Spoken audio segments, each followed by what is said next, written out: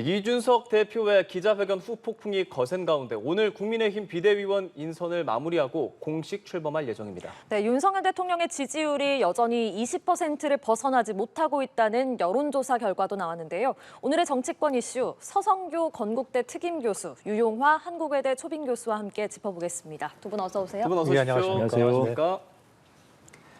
이준석 대표의 기자회견 이후에 당내 상황이 상당히 혼란스러운 상황이고요. 오늘 비대위 인선을 마무리할 것으로 보입니다. 당연직을 제외하고 6명 비대위원. 누가 될 거냐에 따라서 비대위 성격이 또 많이 달라질 수 있거든요. 어떻게 예상하고 계십니까? 네, 집권 여당 국민의힘 내용이 심하지만은 그래도 비대위원회를 빨리 구성해서 당의 내용을 수습할 필요가 있다라고 보여지고 있고 오늘 아마 오후 3시에 상임정국위원회가 소집될 예정이기 때문에 그 전에 비대위원회 구성을 마치고 한 2시쯤에 의원총회를 통해서 결정을 하고 상임정국위원회에서 의결될 것이라고 보여지고 있습니다. 비대위원은 이제 총 9명으로 구성되게 돼 있는데 아까 말씀하신 대로 당연직, 비대위원장, 그다음에 권성동 원내대표, 그다음 성일종 정책위 의장 포함되고요. 나머지 6명 누가 될 거냐 관심사인데 뭐 당내에서 3분, 그다음 당 외에서 3분 이렇게 거론이 되고 있습니다. 네. 당 내에서는 이제 초선, 재선 중심으로 구성이 되고 있는데 하마평으로 오르고 있는 분들은 김정재 재선 의원이죠. 그다음 정점식 재선 의원, 그다음 정희용, 박수영, 조은희 초선 의원들이 거론되고 있습니다. 원외 인사로서는 윤희숙 전 의원이죠. 그다음에 장해찬 지금 청년재단 이사장을 맡고 있고, 그다음 김재섭 도봉갑 당협위원장 이런 분들이 원내, 원외에서 거론되고 있습니다. 지금 이제 비상대책위원회는 이제 굉장히 중요한 역할을 해야 되는데 첫 번째 이제 이준석 당대표의 그 당 혼란 문제, 갈등 문제를 수습을 해야 되고, 그다음 두 번째로는 비상대책위원회가 어떤 성격을 가지고 언제까지 비상대책위원회를 유지하고 그다음에 전당대회를 할 건지 조기 할 건지 아니면 좀 중장기적으로 할 건지, 그다음에 비대위원회가 당 안착과 더불어서 좀 당내 쇄신 혁신이 필요하거든요. 그러면 혁신 과제를 어떻게 설정하고 당의 혁신을 통해서 국민의 신뢰를 어떻게 회복할지 굉장히 중요한 역할을 맡고 있기 때문에 비대위의 출범. 그럼 문제는 내일 이제 이준석 전 당대표의 법원 가처분 신청이 있는데 이거에 따라서 또 비대위원회의 운명도 결정될 것이라고 보여지는데 일단은 오늘 좀 안정적으로 출발하기를 당내에서는 기대하고 있는 것 같습니다. 지금 몇몇 인사들을 거론을 해주셨는데 어떤 인사들이 포함이 될까 좀 관심이 가고 혁신형 관리비대위를 만들겠다고 했잖아요. 지금 나오는 하마평에 오르는 인사들로 충분히 그 혁신 관리형 이루어질 거라고 보십니까? 일단 서 교수님 말씀 하마평에 오르는 사람들은 혁신형은 좀 아닌 것 같고요. 그냥 그 전에 하셨던 분들 이런 인상을 지울 수가 없는 것 같고요. 일단 비대위는 지금 가처분 신청이 인용되느냐 안 되느냐 이게 가장 결정적인 것이죠. 만약 인용이 된다 그러면 비상대책위원회는 유명무실해지기 때문에 당연히 혼란으로 가기 때문에 그 문제가 선결 과제라고 생각이 들고요. 뭐 지난주까지 원래 비대위원들을 선정하겠다는데 늦춰졌죠. 그렇죠. 그것은 결국은 비대위원 선정하는데 애를 먹고 있다 굉장히 라는 거고, 특히 이제 그 출범 비대위원장 선임된 이후에 첫 행선지가 그 수해 지역이었는데 거기 가서 김성원 의원인가요? 그 말도 안 되는 얘기를 하는 바람에 아주 그 비대위원장 주호영 비대위원의 출범에 굉장히 국민들의 불신을 갖게 되는 현상이 생겼습니다. 그렇다면 이제 비대위원들에서 좀 진짜 다른 사람들, 뭔가 좀 다른 사람들, 이런 사람들이 이제 들어와야 되는데 지금 그런 얘기는 별로 없는 것 같아요. 그게 혁신인 거죠. 뭐 윤희숙 전 의원 같은 분이 들어온다 그러면은 저거는 제 생각에는 민주당하고 대립 갈등을 더 심화하겠다는 뭐 그런 인상으로 심어지기 때문에 강하잖아요, 그분은. 자기 입장을 얘기하는지 모릅니다만은 뭔가 좀 여당다운 비대위원들이 선정되길 바라는데 혁신형보다도 하여튼 사람을 제대로 다 치우는 것이 더 중요한 목표가 되고 있지 않냐, 뭐 그런 느낌마저 저는 듭니다. 두 분 다 변수로 꼽아주신 것이 내일 이준석 대표 가처분 신문 결과지 않습니까? 이제 비대위가 정식 출범하면 자동으로 이제 대표직을 잃게 되는 이준석 대표이기 때문에 어떻게 내일 결과가 나올 거라고 보세요? 인용 가능성이 있다고 보십니까? 이런 법원의 이제 판단에 맡겨야 될 거라고 보여지는데요. 뭐 인용 가능성이 있을 수도 있고 또 기각 가능성이 있을 수도 있는데 교수님께서 생각은 예, 저는 개인적으로 기각 가능성이 높다고 보여집니다. 네. 왜냐하면 전통적으로 법원에서는 입법부 정당의 내부 의사 결정에 대해서 예. 관여를 안 하는 입장이거든요. 그리고 이번에 보면은 조금 무리수는 있었지만은 그래도 상임정국위원회 또 정국위원회를 통해서 당헌 당규를 개정하면서 좀 절차적 민주주의를 지켜왔기 때문에 법원에서 지켜왔기 때문에. 소극적으로 판단하게 되면은 네. 기각할 가능성이 있고 네. 만약에 조금 적극적으로 해석한다면은 이 절차 과정 속에서 최고위원 사퇴한 분들이 다시 최고위원회에 참석해서 의결했기 때문에 절차적 민주성이 훼손될 수 있다. 그래서 이 문제를 바로잡아야 된다. 그렇게 되면은 인용 가능성도 있지만은 저는 기각 가능성이 좀 높지 않을까 그런 생각이 듭니다. 예, 유 교수께서는 어떻게 전망하세요? 상식적으로 생각했을 때는 절차적으로 굉장히 문제가 심각했던 거죠. 대표가 엄연히 살아 있는데 대표에 대해서 뭐 사의 표명도 없었고 사퇴서를 받은 것도 아닌데 그런데 그 전국위원회 당원 당규까지 개정을 해서 대표를 몰아내고 비대위원회를 새로 구성한 거 아니에요? 그래서 법원이 저는 뭐 상식적인 판단을 할지 아니면 뭐 거기에 어떤 법리적 해석을 달지 잘 모르겠습니다만은 법이라는 거는 기본적으로 상식에 입각해서 하는 거거든요. 그렇지 않습니까? 법이 상식에 어긋난다 그러면 그건 누가 어느 국민이 법을 지키겠습니까? 하여튼 뭐 법원의 판단이니까 절차상으로 상당히 문제가 심각하죠. 그리고 이준석 당대표는 당원들이 뽑은 사람 아닙니까? 그런데 그 내부 갈등에 의해서 내부 권력 투쟁에 의해서 대표를 몰아낸다. 네. 이런 부분에서 법원에서 어떤 판단을 내릴지 한번 지켜봐야 될 것 같습니다. 인용에도 좀 가능성이 있다고 보시는 거죠? 저는 상식적으로 봤을 때는 당연히 인용해야 되는 거죠. 이게 네. 비상식적인 거죠. 만약 기각한다 그러면은 네? 법원이 예. 근데 법원에 어떤 판단을 내릴지는 잘 모르겠어요. 예, 법원에 있는 예. 사람들이 하는 거니까. 네, 알겠습니다. 내일 오후 3시에 1차 신문 기일이 개최됩니다. 내일 좀 지켜봐야 되겠고요. 저희는 주제를 좀 돌려서요. 이준석 대표의 기자회견 보겠습니다. 지난주 토요일에 눈물의 기자회견을 한 이준석 대표 말 그대로 장외 여론전에 돌입해서 윤핵관과 대통령을 직격했습니다. 주요 발언 내용 들어보시죠. 하는 거를 다른 사람 있는 자리에서 하는 거거든요. 그 사람들이 그걸 듣고 나서 아 대통령이 이준석을 별로 안 좋아하는구나. 그러니까 쟤 때려도 되겠다면서 그 다음에 이제 소위 윤핵관과 윤핵관 호소인들이 절 때리기에 들어오는 약간 지령 비슷한 역할을 한 거거든요. 이준석 대표가 매기는 성적표는 100점 만점에 한 25? 지난주 갤럽 수치입니다. 네.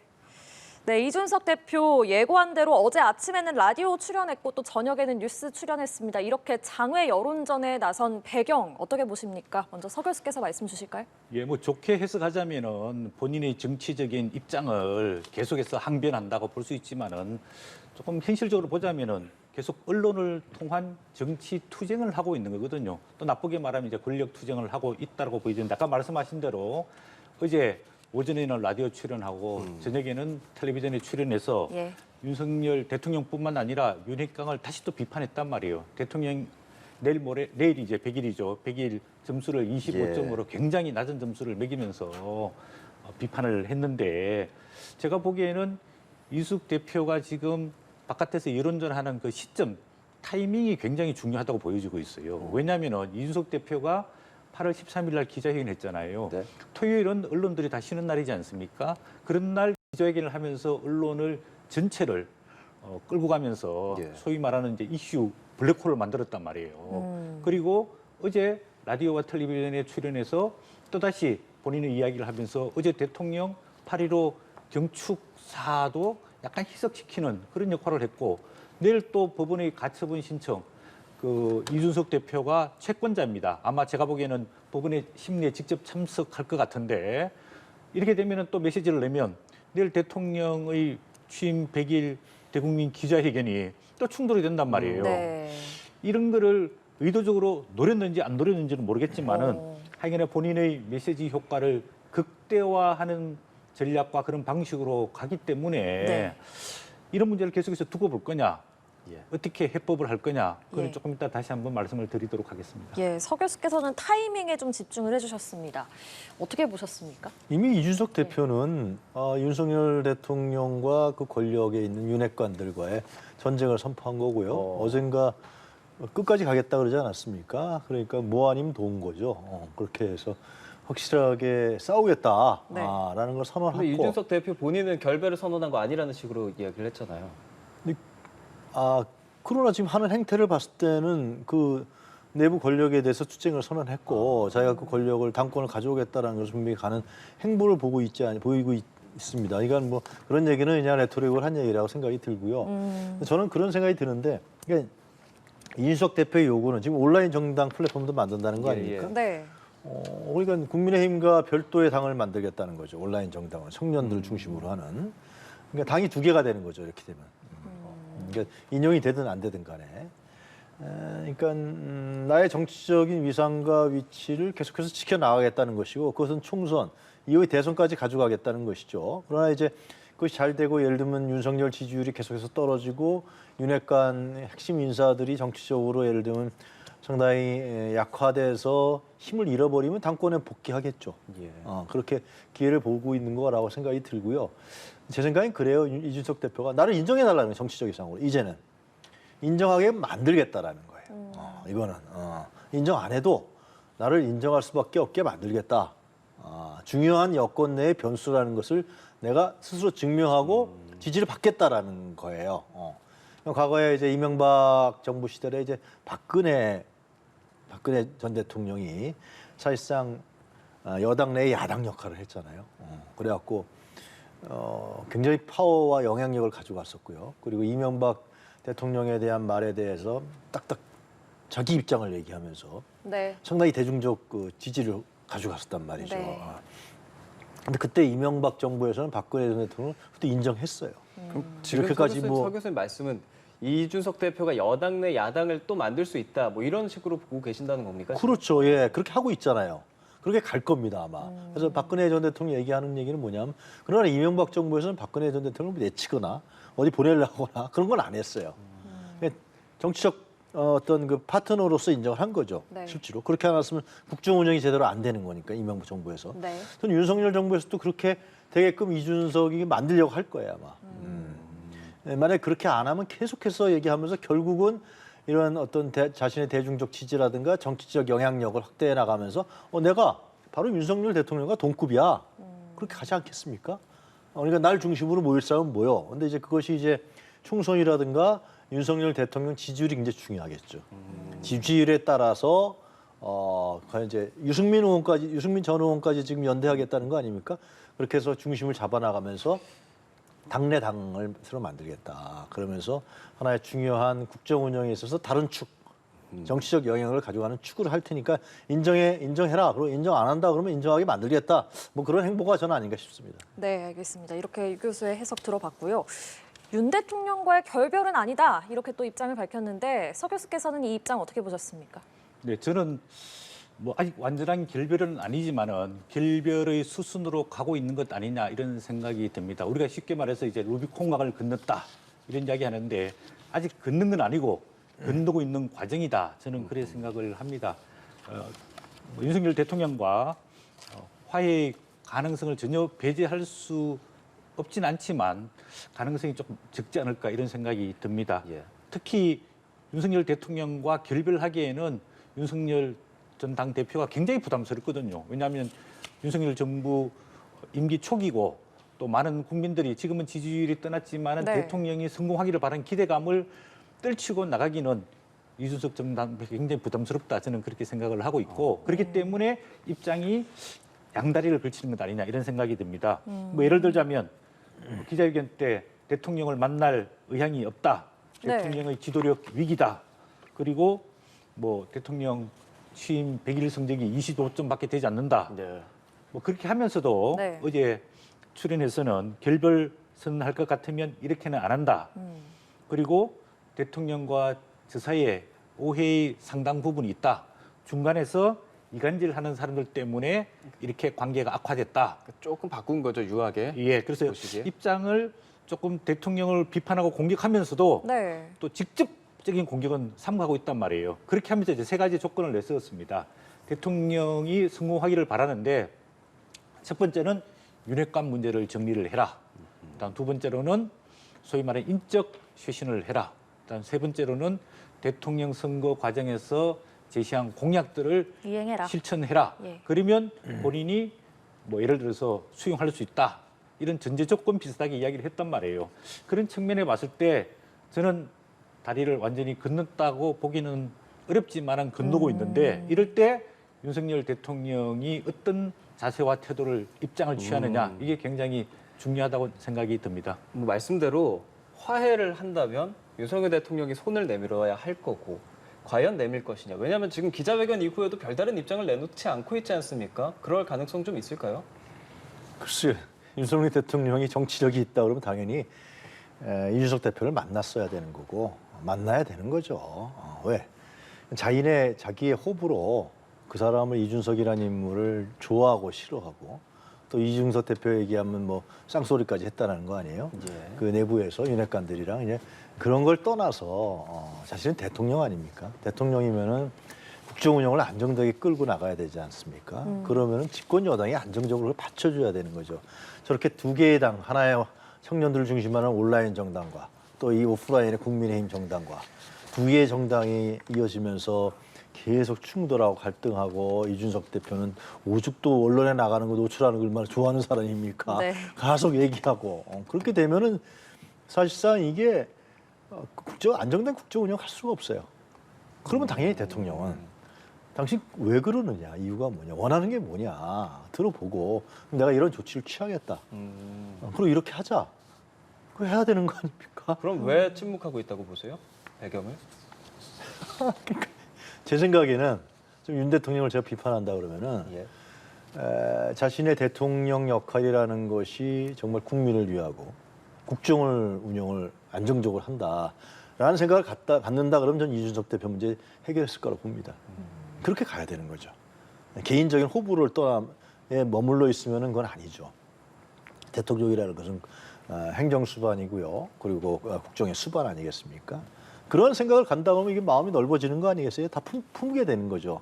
그런 측면들이 있기 때문에 만약에 이제 윤 대통령이 그렇게 안 한다 그러면은 예. 그건 아직도 단순하게 정무력이라든가 정치력을 떠나서 그렇게 안 한다 그러면은 자신은 아직도 대통령 권력이 상당히 국민의 권력이 아니라 개인적 권력에 대한 인식 이런 부분들이 많이 치중돼 있기 때문에 그런 거 아니냐. 저는 그런 생각이 들어요. 당연히 국민의 권력이고 국가를 위한 나라를 위한 권력이라 생각하면은 아니 이준석 대표 같은 편 아니에요?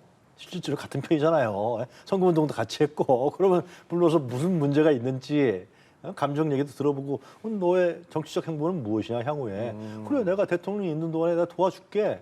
너 대통령 하고 싶니? 예. 그래 내가 도와줄게. 뭐 이렇게 하면서 끌고 나가야만 예. 그것은 호불호 이준석을 위해서 그런 게 아니라 예, 국민과 나라를 위해서 그래야 하는 것이죠. 예. 예. 대통령실도 이렇게 반응을 보이지 않는 배경도 궁금하고 실명을 직접 언급한 6명도 별다른 반응을 내놓지 않고 있어서 그런 배경들은 어디에 있다고 보세요? 네. 아마 대통령실에서 입장을 표명하게 되면은 이 싸움이 갈등이 더 증폭될 가능성이 많거든요. 그렇기 때문에 저는 대통령실에서 입장을 표명하지 않고 있는 게 뭐 바람직스럽다고 보고 있고 만약에 입장을 표명하려면은 대통령이 결단을 내려야 한다고 봅니다. 예를 들자면 지금같이 이준석 대표한테 무시 내지는 방기 전략으로 가서 법원의 판단, 경찰 조사에 맡겨서 처리하는 방식으로 갈지 예. 아니면 아까 교수님께서 말씀하신 대로 이준석 대표를 포용해가지고 정리를 할지 아니면은 좀 단절 전략으로 가서 예를 들어서 이준석 대표가 기자회견 했는 것은 사실은 국민의힘 윤리 규정에 보면 상당히 위반되는 측면이 많거든요. 당의 기강을 훼손하고 혼란을 야기시켰던 측면에 보자면은 윤리위원회에서 다시 징계를 내릴 수도 있는 상황이거든요. 그러면 대통령의 입장에 봤을 때는 이준석 문제를 어떻게 해결할지 빨리 방향을 잡는 게 해결의 첩경이지 않을까 싶고 네. 단지 정당의 문제에 관여하지 않는다, 개입하지 않는다, 방치를 해두게 되면은 이 권력 투쟁이 좀 더 심해지고 있고 그런 측면들이 지금 윤석열 대통령 소위 지지하는 뭐 윤핵관이라든지 아니면은 다음 차기 당권 주자들이 계속해서 이준석 전 당대표를 비판하면서 이 싸움이 점점 커지고 있단 말이에요. 그러면 이걸 누가 수습할 거냐? 결국은 여권 전체의 가장 큰 지도자는 대통령이란 말이에요. 그럼 대통령께서 방향을 정해서 조금 해결의 방식을 모색해 나가는 게 필요하다고 보여집니다. 그래서 이제 다음 주에 국민의힘에서 연찬회 하는데 거기 대통령이 참석할 수도 있다 이런 보도도 나오더라고요. 그게 좀 이례적이긴 하지만 상황이 안 좋기 때문에 그렇게 해서 좀 만들어가는 거다 이렇게 보면 됩니까? 연찬회는 이제 정당이 9월 정기국회를 앞두고 정기국회 전략을 짜는 거거든요. 법안이라든지 예산이라든지 각 상임위별로 이슈가 될 것들을 입장을 정리하는 그게 이제 연찬회 1박 2일로 지금 하는 것으로 알려지고 있는데 네. 대통령께서 참석하시는 것은 장점도 있고 단점도 있습니다. 장점은 예를 들어서 대통령이 본인이 지지하는 국민의힘 여당에 참석해서 당원 국회의원들이 또 지지를 받고 네. 또 거기 장관 차관들이 참석하기 때문에 대통령실과 정당과 정부 간의 어떤 유기적인 협력 협조 이런 걸 이끌어낼 수 있는 반면에 대통령은 물론 국민의힘 당원이지만은 국가 원수지 않습니까?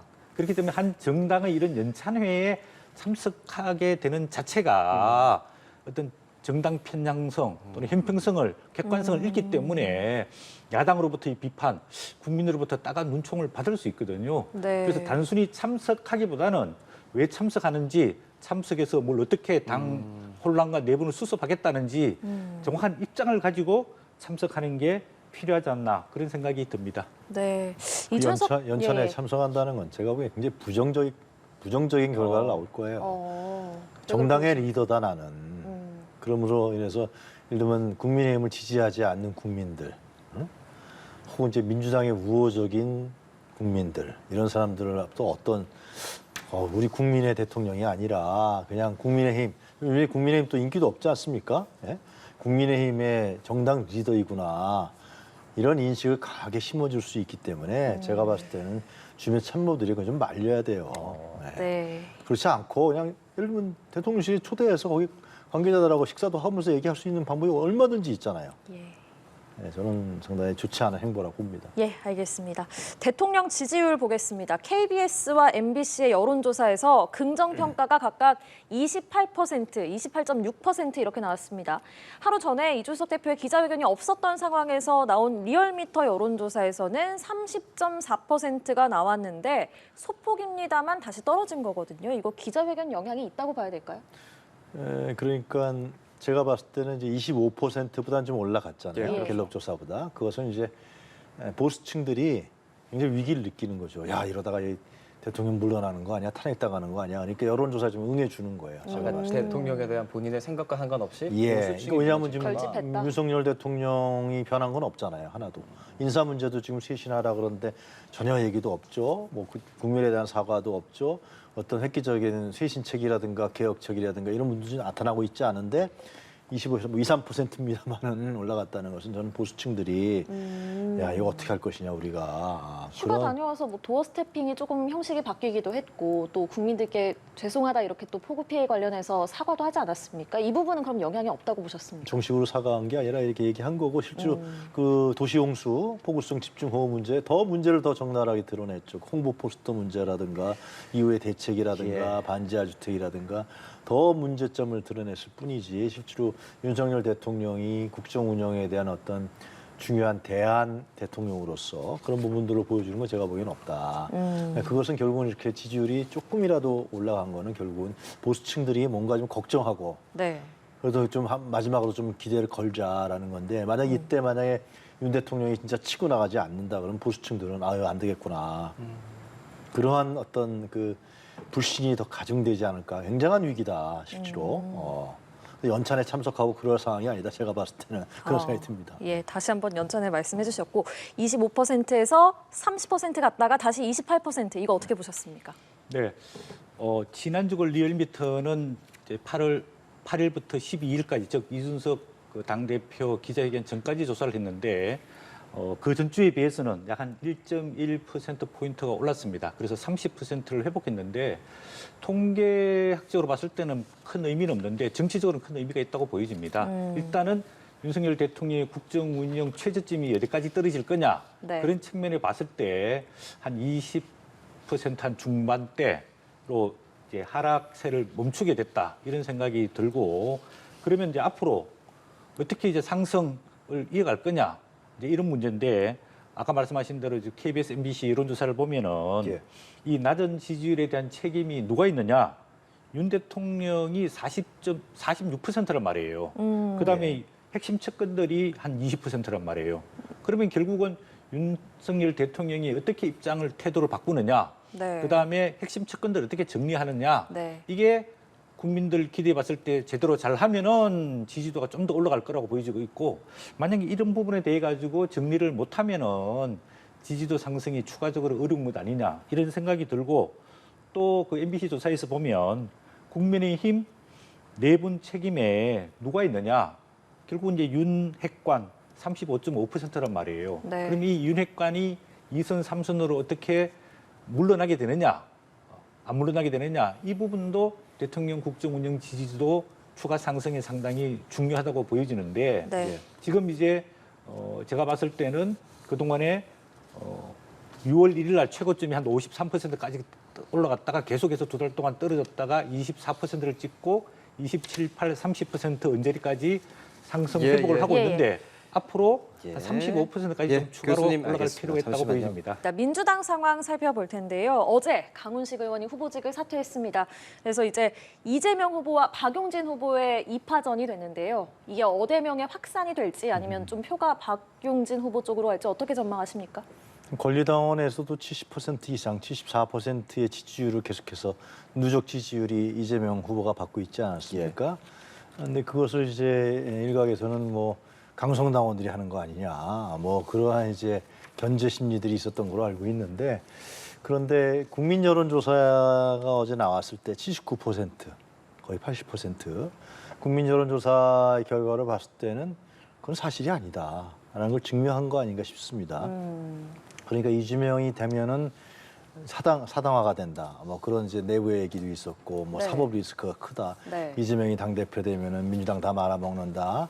뭐 하여튼 그리고 뭐 김혜경 씨에 대한 수사가 경찰 수사가 있는데 어떻게 할 거냐. 이러한 부분에 대한 어쩐 그런 사법 리스크 이런 부분들이 결국은 정치 공세고 정치 보복적 성격이 강한 거 아니냐. 국민들은 이재명이가 야당 대표가 돼야 된다라는 것을 결정하고 판단해 줬다라는 거죠.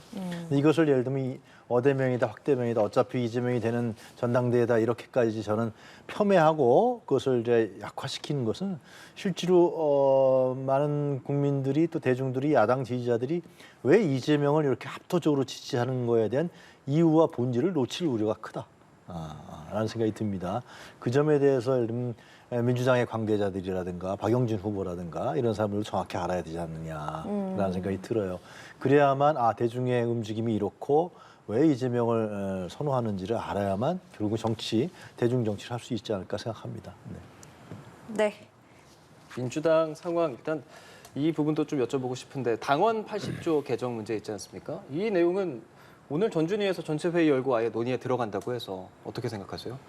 예, 시점이 조금 빠른 것 아니냐 뭐 이런 생각이 듭니다. 왜냐하면 지금 이제 전당대회 기간이고 새로운 당 대표가 아마 선출되고 나면은 당 대표가 당 혁신위라든지 쇄신위원회를 구성을 해서 당헌 당규 정각 정책에 대한 다시 재정립을 할 거거든요.